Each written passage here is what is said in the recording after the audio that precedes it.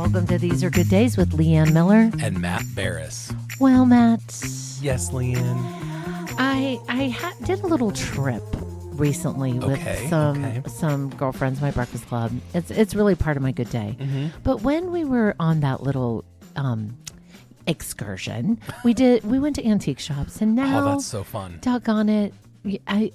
I'm never probably ever going to Disney with you, but I will keep my eyes peeled at places for you for little things. The same day that you were doing that, I found something at the thrift store. Did you see it? I posted it on Instagram.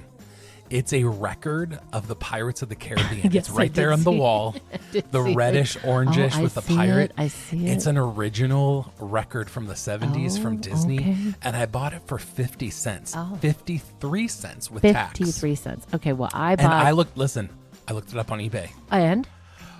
People are selling it for minimum $80 up to $250. Okay, well, and you know what? I'm not selling it. No, you're not selling it. Because I love a treasure like that. I do too. I do too. I bought you some little goodies. What? You didn't tell me before. I wish people could see your face. I bought those for your little shadow box. This is so good. Aren't they good? This is so good. Oh my gosh. This is so good. They're warm. Where did you have They those? were in my Listen, chubby girls' pockets get warm. Those are so good. They're little, for those of you that cannot see them, and we will try to remember to post them in stories on Wednesday. They are Mowgli. Well, they're little like pewter things. So one of them is Mowgli. No. Wrong. Mowgli. One of them is Pinocchio. Right. One of them is Snow White. Right. Oh, that's right. And this is Lady and the Tramp. Yes, I passed on Mowgli. Yeah. Because once I saw Lady and the Tramp, I was like, oh, I love it. Did they have more of these? Yeah. Oh, yes. That's so. Oh, thank you. I love surprise podcast gifts. I know It's you so do. fun. I know your face. I do. You grabbed your little cheeks. I know. Listen, I have to tell you something. I just told Mallory this last night. I was looking for some little tchotchkes for our house from Temu. And right now, you know what Temu's feeding me? It's feeding me swans. Oh, all the swan stuff. That makes me so happy. You buy one thing, and now it's swans.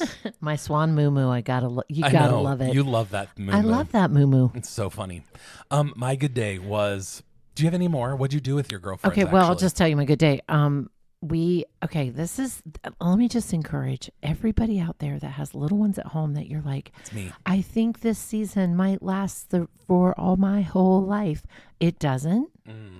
And then when it doesn't anymore, you can fill your days with things that you choose sometimes, not all the time, but sometimes. And so I have 3 girlfriends. We are in something called Breakfast Club. Happened on Facebook. I've talked about it before. And we get together every 8 to 10 weeks. Mm-hmm. And sometimes we do little field trips. I love a good field trip. And so everybody had to have their day completely clear with no other plans and nothing else going on. And we met at, I picked up one of them, and one of our girls moved to a different city. Yeah. Made a change. Made this huge life change, which is a little bit about what our topic's going to be about today. But she made this huge life change. So we went to her new house. I love that. And we just kind of sat around the table and encouraged her and looked around and came up with ideas of where she could put what. And it was just fun. And then we took the whole day antiquing.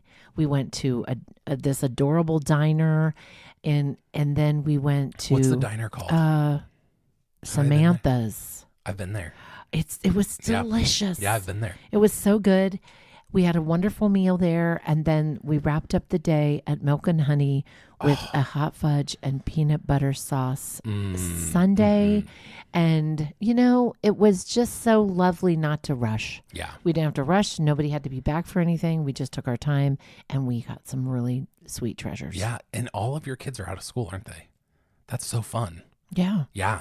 Oh yeah. Every kid. They're not school age kids anymore. No, there are like no teenagers or above. There are no school age children. They're homeowners now. There are some homeowners in our friend group's kids. There's people. Well, when you're 55, when you're 55, you get to do those kind of things. Yeah, it was just lovely. That was my good day. What was yours? Mine was, we have a friend. This is gonna start off as a sad part. We have a friend who has been through the ringer the last 2 years. The two biggest things are her mom passed away from cancer, a long, drawn out, sad battle with cancer. And she was close with her mom? Yeah, close with her mom. And then her husband left. Just kind of one day flipped the script on her. And just didn't want to be married anymore and left. Right. And, Just and, left. and they have children. Yeah, they have 4 kids. What, 4? Wow. And it was her birthday. And this was her second birthday post-divorce. And her family threw her a birthday party and invited me and Mallory and our kids and my mom. And it was the first time Mallory had been to her house. And my mom, I think, had been to her house, but I have never been to her new house. And she bought like this 1800s home, like old house that someone had flipped. And, you know, she just has made home. And her home is so cozy. It's such a good lesson. She lived in a really big home prior, and she found a house that has enough bedrooms for all of her children and for her. So each child has their own bedroom. One of them shares, but there's 4 bedrooms. Okay. And she has just made home, and it was just so nice to be in her house with her. And that's such a good example and such a good lesson for people who feel like they don't have enough or they can't do it. Yeah. You can. Yeah. You know, it just looks different maybe than you would have visualized for your life. But you can make home. Listen, one of my favorite stories, her name was Elaine Dawson from West Virginia. I used to do TV down in West Virginia at Fox and ABC down there in Charleston, and I became friends with her on Facebook. And she always updated Facebook with the lovely meals that she was cooking for her husband Dudley. Aww, now Dudley has Dudley has since passed away, but they lived in the most adorable mobile home trailer with a precious front porch. And she had a lovely life with Dudley, making meatloaf and mashed potatoes and green beans from the garden. I love that. You don't have to have a big Chip and Joanna Gaines modern farmhouse looking house to make home. You really don't. And no shade on Chip and Joanna. I love them. Gotta love a little Chip and Joanna. Chip and Joanna, if you are listening. But like, you could be a guest. Yeah, you could. We would love to come and film or record a podcast we at would. the silos. Yeah, that would be nice. Just let us know. But to that point, Chip and Joanna would agree with, you can make a lovely cozy home. Absolutely. In a single mobile home trailer. Absolutely. Not even a double wide. Well, and I told our friend, I said, you know what? You could make a mansion out of a shoebox, just from the way that she creates home. And, you know, really what it was for me was the physical feeling of her house really was just the manifest. You know, the word manifest means a lot of stuff right now, but it truly was the manifestation of her resilience and her grit over the last year to say, I'm going to choose my forward instead of getting stuck in my past. And you know, determining, and these are the things that are important. Absolutely. And these are the things that I'm gonna pick. I think sometimes we trick ourselves, or we tell ourselves that if we had more money, you know, our life would be so different. Well, you know what I always say is, Jesus, just let me practice for a little bit. You'd like to try it. I'd like to try it. But the truth is, you don't. That doesn't have to be. That's not a prerequisite for a happy life. Absolutely. Sometimes it makes it worse. It harder. More challenging. It does. It does. So yeah, I was just so proud of our friend, and it was such a good day for our family to connect with them. That's great. So I like that day. Hey, why don't you kick us off? Okay. On this topic, because you asked the question. I did. I asked a question some time ago in my Instagram community. What is the thing that you wish you would just do? Mm-hmm. What was it that prompted you to ask that question? Did something happen that made you go? No, Matt. What happens when I do Pillow Talk on Monday mornings is I have to think of questions to ask. Yeah. To ask, and each week it's different. So I have to ask. I have to just dig around in there in the old rusty brain. Yeah. And be like, okay, what's a question? And when I ask a question, when I drop a question box where people can put a sentence or two, I like those to be a little reflective. Yeah. Not yeah. always. Like Yeah. this week it was, what's your routine when you get it? Hey, this is a good question for you. What is your routine? Because I noticed you didn't drop the answer in the question box. What is your routine when you go to get in bed? Because everybody, now I don't mean like with your nightstand or whatever. I mean like, what's the situation with the pillows and the blankets? Like everybody has This is a long this is a long question first. Everybody has their system. Well, I'll tell you mine. Okay, tell. Often when the kids are in the showers, we let our kids shower in our shower and in their shower. So I often will start off the night in my clothes on my bed. Then once the kids move out, See, and everybody down, has a system. I'm a believer. Once the kids move on with their day, okay, I will change my clothes, go in the bathroom. I usually wash my face, brush my teeth, and then come to bed. Do you wear pajamas? No, that's private. I don't want to say. This is uncomfortable. You always do this to me. I feel like I'm on the spot. We don't edit this podcast. Some guys, like Daryl, just wears his boxers. Like, but like if he's up and around, he'll wear like flannel PJ bottoms. But here's the thing. By the time I go to bed, I'm not really up and around. I'm in bed. All right. So I have sweats that I'll wear on the weekends. Okay, but I don't really. I don't mess around with that. But you wouldn't wear those to bed. You probably boxers or okay. Yeah. Okay. All right. I just wear my undergarments, my unmentionables. I don't like things wrapped around my legs or my arms. It makes me feel claustrophobic. Okay. Back to the pillows and the blankets. So then what's the system? I will pull back the blanket and the sheet. Okay. And then I actually like to make a little arena. I knew it. I have 4 pillows. Okay, bed pillows, not throw pillows, but like bed pillows. Okay. 2 queen ones and 2 king ones. Okay. See? The king ones go parallel to my body, so I can hug them with my shoulders if I flip. Wow. Okay. And the 2 queen ones go in the middle, so it's like a little arena. And I'm like, hey, go to sleep, yay, Matt. And they're all the pillows are just around me. Does the flat sheet come back up? Yeah. Okay. Does the blanket come back up? Okay. So it's flat sheet blanket. There's no extra blanket. There's no extra blankets because sometimes in the summer we don't even use the flat sheet. Ooh, okay, that's a millennial Mine thing. is much more complicated. We won't get into my system. We're already 12 minutes in. I'm 55, and the system as you get older gets a little probably more quirky and weirder. Well, mine's not that quirky. But having an arena of pillows. Well, I'm a side sleeper, so I want to have a pillow on either side to hug.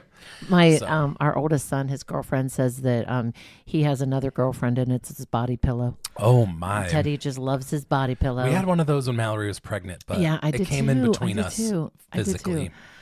So I, sometimes we'll ask a question like that, like what's your system when you go to bed? But typically it's questions where I want us all to think about, or to ponder on. Right. And so this one just came to me, and I think part of it is I think a lot of us have dreams and a lot of us have hopes and aspirations for our life, but what are we doing to move toward that? Yeah. What are the things that we're doing to move in that direction? Because and you know this about me, and I talked to, so one of our Breakfast Club gals, Wilma, is a clinical counselor, and I talked to her about this whole thing because I asked that question on my Instagram, and I so many people answered it, and the more I read, I just got sad. Why is that? Because it just made me sad that people aren't doing what they always wished and hoped for their life. Like, I think what would be helpful for me is what are people saying they wish they were doing? They wish they were doing a different job. They wish they were starting their own business. They wish they were married. They wish they would move to a different city. They wish they would move to Florida. They wish they would a big one, a really big one. I want to say 5 out of 10 people write a book. They want to write a book. And I'm like, so my question is, what are you doing toward writing the book? Right. Because we can't keep saying we want to write a book and then all of a sudden we're 72 and we're not writing Anything. writing the book. Right. Or we're not daily writing. A good example, our friend Molly, her mom, Nan on the Gram, Nancy, I love her. Mm-hmm. She writes. She writes for pleasure. She's a beautiful She's writer. an incredible writer. So she writes these short stories and she writes for her life. Mm-hmm. So I just think if you want to write a book, what are the things you're doing to work toward writing that book? Right. I think of John Acuff and Donald Miller. I love those authors, Mm-hmm. and they have a strategy of they write something every day. Yeah. You know, Yeah. they're constantly honing that craft. Right. And it just made me sad because I'm like, wow, like we're given this one life and it goes so fast. Mm-hmm. And I mean, I'm not going to ring the bell because I'm not teasing. I am 55. So I think, you know, in 30 years, I'm going to be 85. Right. So what am I doing the next 30 years? And what are the things I really want to do? And I better be making moves toward doing those things so that I'm not 85 wishing that when I was 55, I would have tried it or done it or even tried it and failed at doing it. Right. So after I asked that question and it just weighed on me literally the whole week, I thought about it the whole week. And I got great individual time with Wilma, in the car. Cause we drove like almost an hour each way, and we talked about it, and she just had some really great insight, that, and sometimes we look at things through our own lens, right? Mm-hmm. It's easy for me because I have a husband who owns a business, works full time, and makes a setting for me that's very fortunate and privileged. Right. That if I want to, oh my gosh, I want to try to write a book, I could start carving out time every day to do that. So no, but that's not everybody's story. Right. And so Wilma basically just said, they're with the clients that she sees and the stories that she hears and people's lived experience is people just are so busy. They're at their job, making their pay, paying their bills, raising their kids, and they're so busy that there's not the margin to work toward those dreams. Right. And so I said, well, so then what's the answer? Because it makes me so sad to think about people sitting and dreaming of a different life and not making any motion or movement toward that life. And I thought this was some of the best advice I've heard for this, because I think it's easy to look at especially social media platforms and events. If you go to an event, I'm going to use Tony Robbins as an example. You go to this event and it's hype, hype, hype, cheer, cheer, cheer, motivation, motivation, motivation. And it's these things that are said that feel canned in some ways to your, according to your life. Like, well, that might be fine for that person, but that's not my story. Absolutely. I can't do that. Absolutely. And so she said that what she does is she encourages to take one area of life.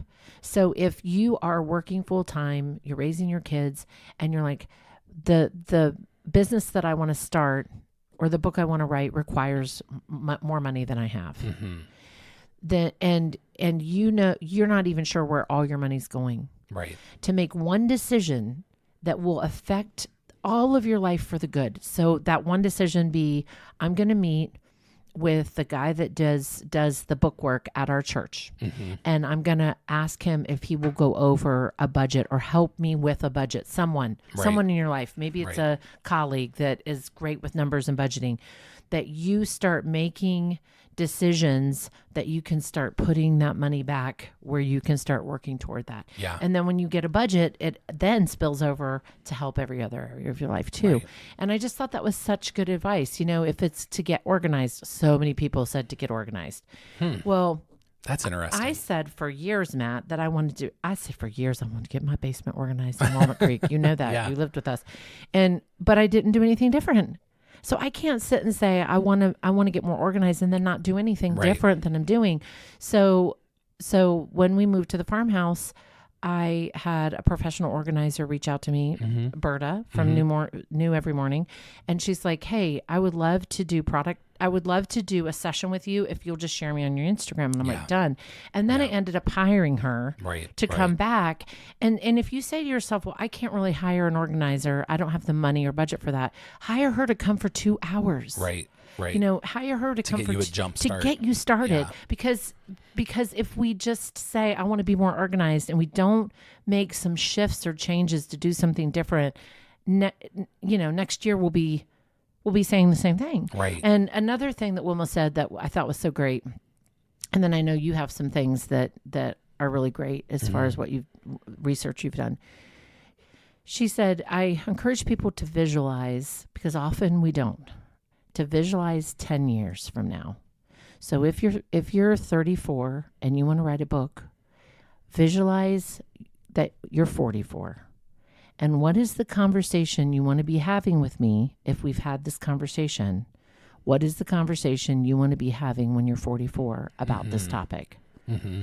And you don't want to be saying the same thing in 10 years. Right. So I think it's interesting because you told me this is what we were going to talk about. I was looking up, why don't we follow our dreams, or what is it that holds us back? And I think there's, I appreciate that you said that there's kind of like everybody has their own reality. Everybody has, based off of the family of origin you're in. I said to you before, when we were talking about this podcast before we turned the mics on, I said, well, the Kardashians are a great example for me of their mother and father and stepfather, mother. Yeah. They all had their family. They paved the way for those girls. They had every basic need met. They had, and this is making a really big assumption on my part, so hear me know that I'm saying that. They had every basic need met, every bill met. They had connections and a network to leverage. Yes. They had financial backing. Yeah. And so while they have found success, they've also had a really easy path with low risk or no risk. Yes. And we may not know all the times that they failed, because if you have $1 million to invest in something and it flops, then it's no skin off their back. Yeah, you know really, what I mean? Not really. I mean, what a bummer, but you still have more money where that came from. Exactly. Right. And so I think there are some things, and there are some things that are valid like that, but there's also some things I think that are in our psyche that hold us back. For example, I think one of the reasons we don't do the new thing or the thing that we dream about or think about is there's actually a fear of leaving our comfort zone. Because here's the reality. When we make a change, it changes lots of other little things around us. 100%. It changes the people that we spend time with. Yes. We have said things recently where we're like, people that encourage you, people come out of the woodwork, people that are kind to you, or people that aren't kind to you, or maybe are a little bit snippy with you. Stuff like that as you go through life, or maybe you experience some level of success or something exciting. Things change and our comfort zone changes, and sometimes people don't know what to do with us. Right. So I think sometimes it's easier for us to not change and not rearrange our life with relationships that we have or priorities that we have because it's comfortable staying the same. And truthfully, that's human nature. Yeah. Our human nature is to stay in the safest, most comfortable place ever. And sometimes in certain seasons, that's okay. Totally. If you need to not make a change and you need to stay a little bit comfortable or in a comfort zone because that's the season of life you're in, 100% do that. Right. But if you are saying over and over, I want to write a book, I want to write a book, I want to write a book, but there is no movement toward writing that book, right? Something has to shift. Well, and you need to start something. Yes. Start something. Mm-hmm. The next one I was thinking about is sometimes we don't pursue those things because we're waiting for the exact right time. We're waiting till once I get this in order, once I get that in order, and then I'll do it. And rarely does it actually happen like that. I mean, for me, I don't know what I thought before we started a podcast. I don't know what I was thinking. I think I was just overwhelmed with the thought of it all. Yeah. Well, sometimes we tell ourselves a story that isn't even a real story. Right. Right. Or sometimes we even tell ourselves, well, we might do a podcast, but what if nobody listens? What if nobody? Yeah. Or, I think it's that. I think sometimes we hold ourselves back because we don't, the unknown. We don't know what's going to happen. We don't know if there's going to be success there. Totally. We don't know if there's going to be just failure. Mm-hmm. We don't know if we don't know what the financial part of it looks like, Right. or if we're going to lose finances. I mean, all of that matters. Absolutely. And actually, I will say that, when I was talking about it with Wilma, she was giving such great points. I was like, oh my gosh, I need to be writing these down because they're just so good. And one of the things she said too, and I thought, oh, this is so good, is we really need to know our limitations. Absolutely. She said that she has wanted to write a book for years. Mm-hmm. I mean, she was so sincere, and I just wheezed. I laughed so hard. She's like, I've wanted to write a book for years. I have so much, and she does. She does. She has so much of a story to tell, and she has so much to share, and she's so wise. But she said, I just realized recently that I suck at writing, that I am a terrible writer. Yeah. I'm not a good writer. And so I would need to hire a ghostwriter because Right. I am not a good writer. So really knowing whether that is what you're called to and gifted at, Absolutely. and knowing your limitations, that is also part of it and important. Absolutely. I thought that was really good. Yeah. Here's another one. I think we tell ourselves that we don't have enough time. But here's the reality is we'll never have enough time. And also something's got to give. Right. So there's something that you're doing, I guarantee there's something that you're doing that you don't want to do, or maybe you don't need to do, or maybe is a waste of time. Dare I say it? Right. That if you rebudgeted your time Right.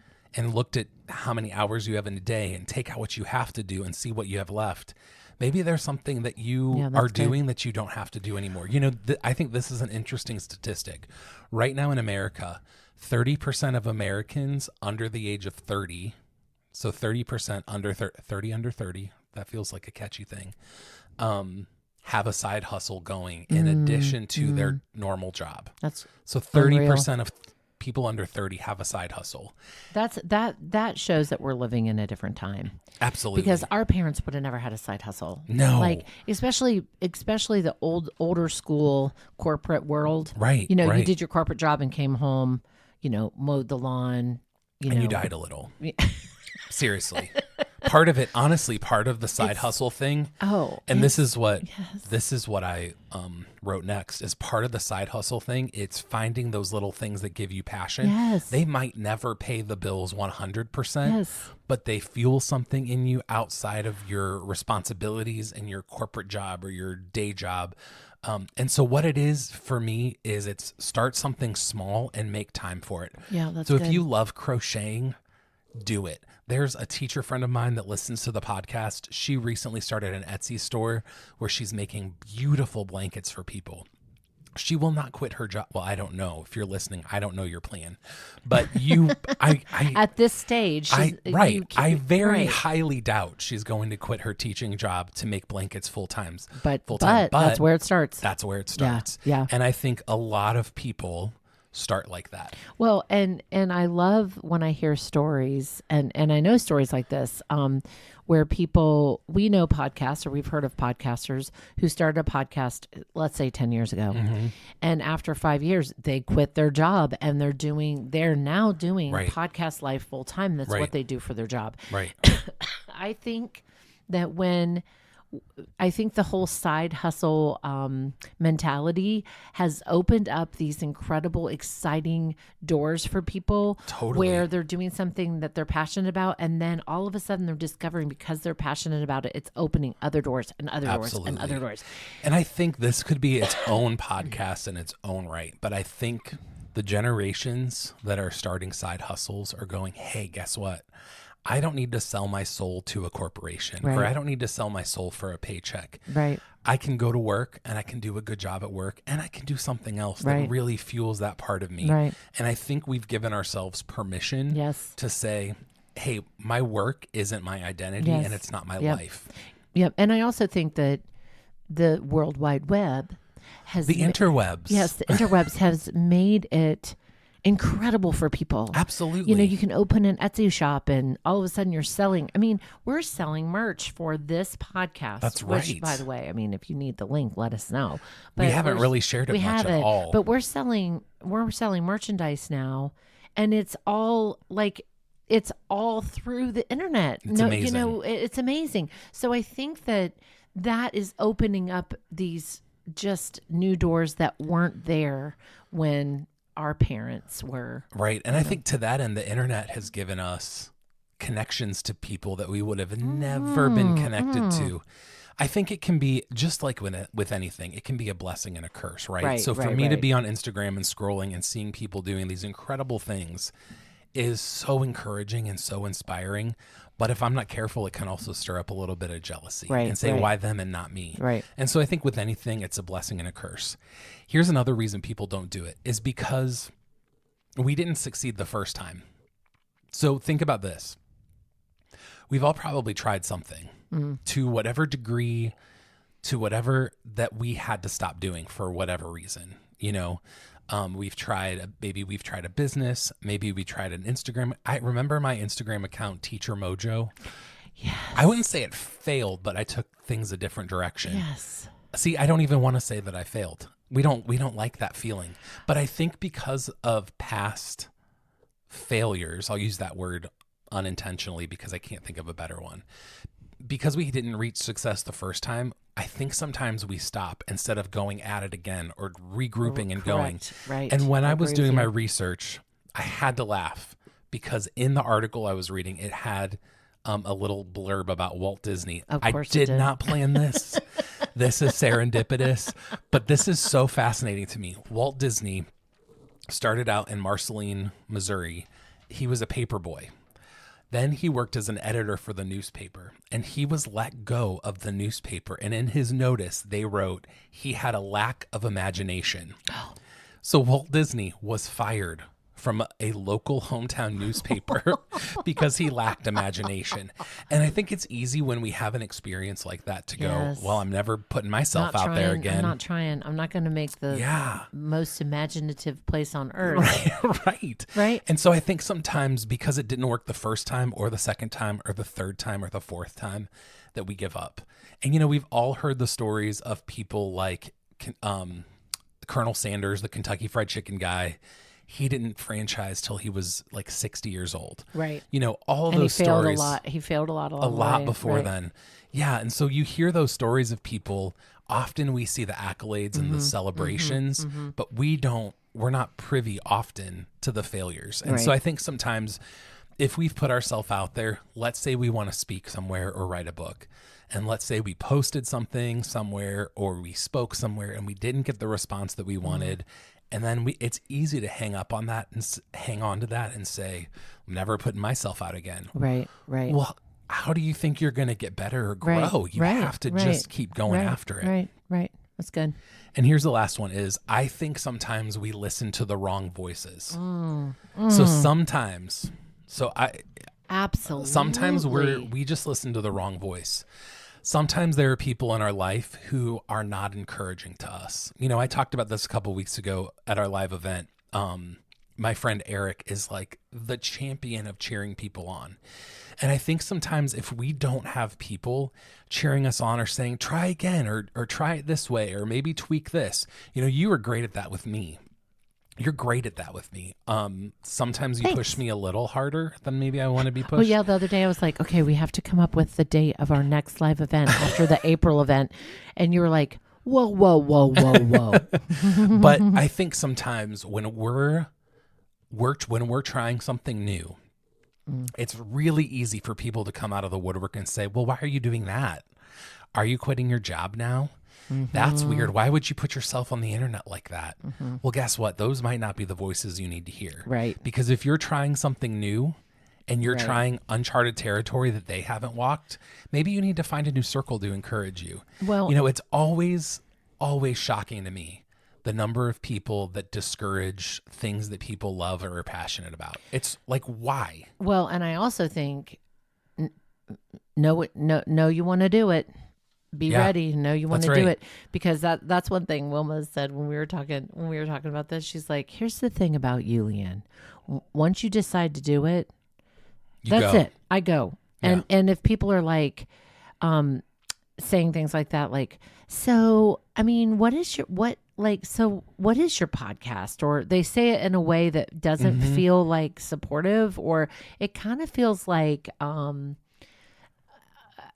kind of a compliment mixed with an insult. Right.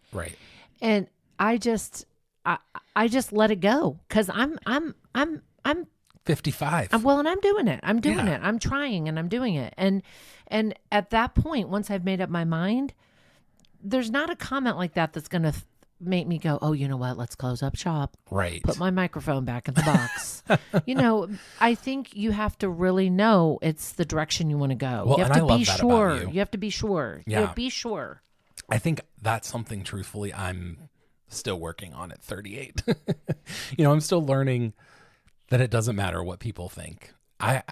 Truthfully, I struggle with that. I'm like, oh, what if people think I'm trying to be something? Or what if people think I'm better than them? But you know what the reality is they don't know my heart, and they don't know what I'm thinking. Right. And often none of it has anything to do with them. It's Right. all about me and what I want to do Right. and where I want to go. Right. I also think sometimes we think that, what if it doesn't work out? So we're like, okay, what if it doesn't work out? What if this doesn't then come to what? fruition? What do I do then? But here's the problem. What if it does? Right. If you don't do it, can you put your phone down for a second? Yeah, I'm so sorry. It was listen. My phone for some reason was recording everything we were saying. That's really I funny. was- it's so bad. Here's the thing is you will be a sad 85-year-old. Like when you're laying, this is the harrowing truth. When you're laying in bed or sitting in your easy chair at 85 Oh. and you're thinking over your life, you're going to go, I'm so glad Matt and I did that podcast. Yeah, I want to give it. I want to give it a instead shot. of the thought that you could have is, man, Matt and I should have done a podcast. Yeah. Now I'm 85 and I really don't have the chutzpah to do it. I want to give it a shot. Absolutely. And I also think if we pull our faith structure into this, if we say that we aspire to Christian faith and God really being at not just the center of our life, but he's kind of blazing the trail before us. If we're supposed to be doing it and it's supposed to be happening and we're trying, we're going to give it our shot. We got to also trust that he's going to help make a way. Absolutely. Well, here's what I think. I think that if you never try, you'll never know. That's Right. really what Yes. if I had a parting shot, that's what it would Yeah, be. As if absolutely. you never try, you'll never know. Right. You'll always live with I wonder if. And if you can't go whole hog, didn't you say whole hog a while ago? Yeah. It's a little inappropriate. If you can't go whole hog, just make that 1% difference every day. Right. What's 1%? Right. Write more. If you're like, Wake I up want to at- open up a shop. Wake up an hour earlier. Yeah. Learn how to do a Shopify. I did, and I don't know what I'm doing. So just try to hone a skill that can help you towards whatever that goal is. Somebody DM'd me on Instagram and told me that the story of Netflix is this is the story of Netflix, and Yeah, I it didn't know is. this, that they kept waiting till everything was. They were waiting until everything was in its place, like where it was going to be all like perfect and Yeah. in its place, and finally they just did it. Yeah, They did it because they knew that they were just never gonna do it, Right. because everything isn't always going to be just perfect. Absolutely. Here's my last question though. What about the person that's listening that goes, I'm really happy with my life. Oh, I don't have a big dream. Oh, I don't feel discontent or unsettled at all. Oh, if you are sitting in a place of contentment, just be happy in that. Yeah. And enjoy your life. And maybe you are living your dream right now. And your Absolutely. maybe your dream isn't something like, oh my goodness, like, the Grammys, maybe Right, that's not right. your dream, but you're living this life that you're like, this is the life. This is so good. These are good days. And I'm Absolutely. so happy. Oh my goodness. Just revel in that, enjoy that, and just sit in that contentment. I think that's incredible. Absolutely. It reminds me of our friend Molly, who, Molly has been a business coach for a long time.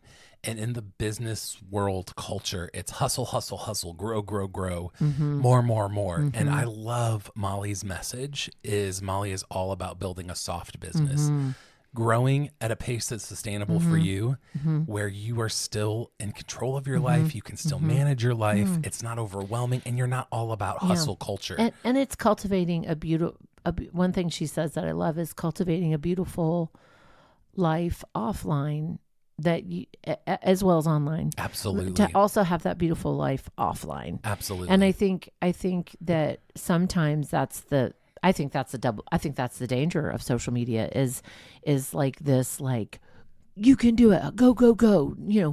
Get up at 4 a.m. and don't go to bed until it's all done at 11 p.m. Right. And I think that I do think we're seeing a shift in that. I do too. I think people, first of all, I think you can easily burn out, but I also think that people do want a softer life. They do want a life of contentment. Absolutely. Hey, well, before we go, we need to talk about our friends at Walnut Creek Cheese. What have you made? You made recently some things from there that looked so good. You made a taco salad recently. Oh gosh! And you know what you brought us that was so good was the butterscotch no bakes. Oh, they were Those delicious. were incredible. Yeah, they were delicious. One thing I love about Walnut Creek Cheese, which is the store. It's like Walnut Creek Foods had a baby, and the baby that Walnut Creek Foods had is Walnut Creek Cheese and Market. Walnut Creek Foods is the brand which could possibly be in your city at Giant Eagle. Absolutely. But the local store, Walnut Creek Cheese and Market, they have this incredible bulk section where you can get this big bag of oatmeal. Like you can get a big bag of quick oats or a big bag of rolled oats and a big bag of flour and a big bag of sugar. Right. I love their bulk section. Right. And I love that we live in Worcester. So for me to get to Walnut Creek Cheese, the retail store, takes about 45 minutes sometimes. Really? Yes. You drive fast in Amish country. I guess I do. I'm about 25 minutes from there. But, I'm 10 minutes to your house, though. Yeah. But I do love that you can find Walnut Creek food products in a lot of the local grocery stores around. Yes. If you don't know where to find some of their products, online on their website, if you go to walnutcreekfoods.com, they have a locator. They have a locator where you can put in your zip code and see where Walnut Creek food products are near you. Yes. I love the story when our son lived in Denver, that he and his girlfriend went on a little gadabout up in the mountains, and they were up in the mountains driving around, and they saw this little country store and pulled over, and he literally videoed and That's said, so Mom, awesome. there are Walnut Creek Foods products in the middle of the mountains at this little country store. And so, the locator feature on Walnut Creek Foods and Walnut Creek Cheese's website is a good one. Actually, it's on Walnut Creek Foods website. Yeah, and you don't have to drive to Amish country to try Walnut Creek Foods. Yeah. So, hey, well, thank you so much for joining us in this conversation about pursuing your dreams and your big ideas. Whether ordinary or extraordinary, we hope you see that these are good days.